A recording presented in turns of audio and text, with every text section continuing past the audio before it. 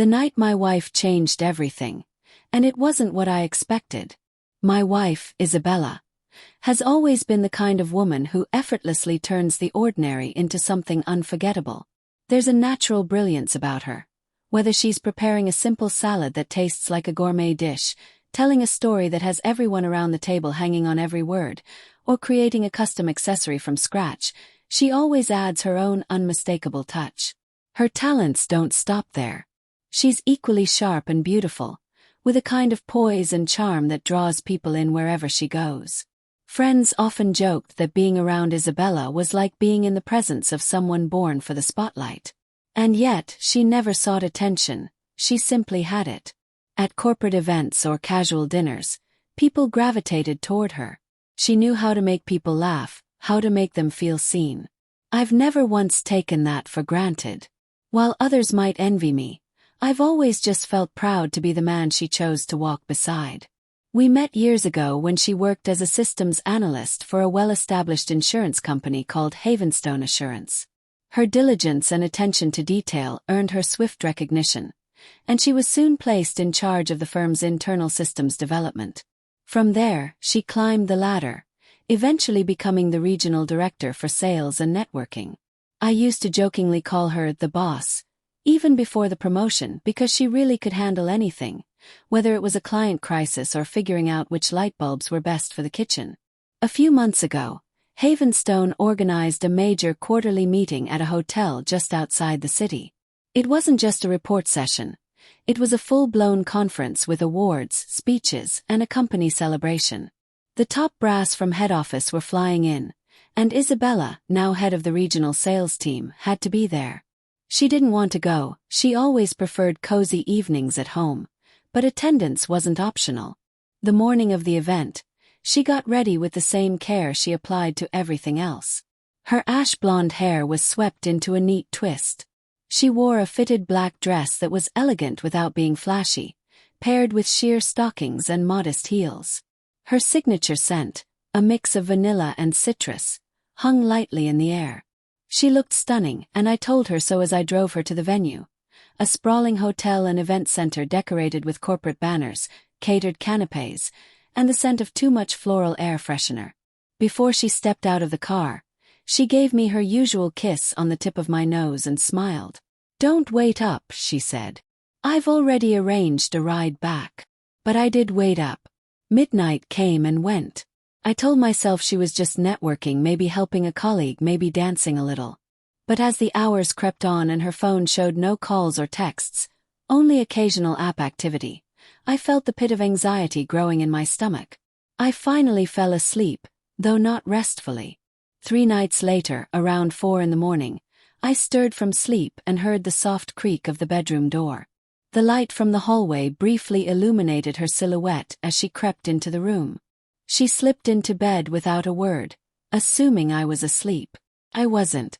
As I turned to face her, what I saw shook me. Her purse lay open on the floor. One stiletto was tipped over near the wall. A single stocking clung loosely to her thigh while the other was bunched in her hand like a forgotten keepsake. Her dress, once sleek and graceful, was now wrinkled and riding up just enough to reveal that she wasn't wearing anything underneath. Not even her bra. I didn't say a word. My mind ran through a dozen half-baked thoughts.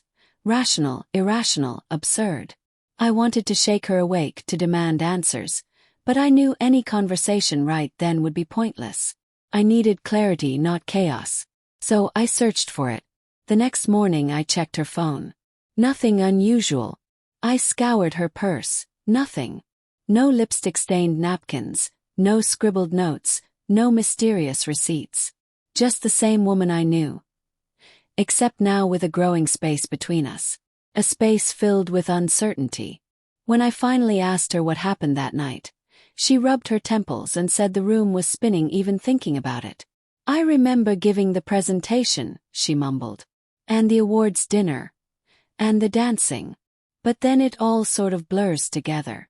She looked at me with shame, fear, and something close to panic. I really don't know what happened after a certain point. Her fragmented recollection only made things worse. That is, until I suggested she call her colleague, Alia, one of her closest work friends, on speaker.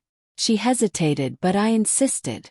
Alya answered with a laugh, clearly already guessing what the call was about. "Oh, you really don't remember," she said through a chuckle. "Bella, you were a riot. Stressed at first, yeah, but then you found the Sambuca bar and it was game over." She described how Isabella had gone from tightly wound professional to enthusiastic social butterfly. Apparently, Isabella had opened up to everyone about the stray dog that used to wander into the office parking lot, a scruffy mutt she called Chief. She was devastated when corporate made the decision to have the dog taken to a shelter. Fueled by drinks and emotion, Isabella had impulsively suggested an auction, to raise money to build a shelter just for Chief and dogs like him. The crowd had laughed, clapped, and joined in. She pulled off her silk scarf and held it high like it was a relic, sparking a bidding war. The auction grew sillier, with her tossing one accessory after another into the crowd. Alya swore nothing inappropriate happened beyond that. She and another colleague made sure Isabella got to her hotel room safe. The story was embarrassing but also strangely innocent. Later, someone sent us a video clip from that night. Isabella watched it with her head in her hands, groaning in disbelief as she saw herself on screen, grinning wildly, waving a shoe in the air while the crowd cheered. "This is it," she muttered. "This is how I get fired." But just then her phone rang. It was her manager. "Isabella," the voice said, "we wanted to let you know something. One of our clients offered to buy all the auctioned items and fund the dog shelter initiative. 6 months of food, a vet plan, even a pet passport. There's just one condition." He paused. "What's the condition?" "Don't name the shelter after the dog. Chief's place just doesn't fit corporate branding," he said dryly. When the call ended, she let out a breathless laugh, half mortified, half relieved. "Well," I said gently, wrapping an arm around her, "you might have gone a little overboard, but you did something good." She didn't reply right away. But I saw the tension in her shoulders ease. Just a bit. That night didn't just change her. It changed us. It reminded me that people are messy, even the ones we put on pedestals. But sometimes, even when things look their worst, they turn out better than you feared. And no matter what, I'll always remember the night my wife drunkenly auctioned her heels for a dog named Chief, and somehow ended up a hero,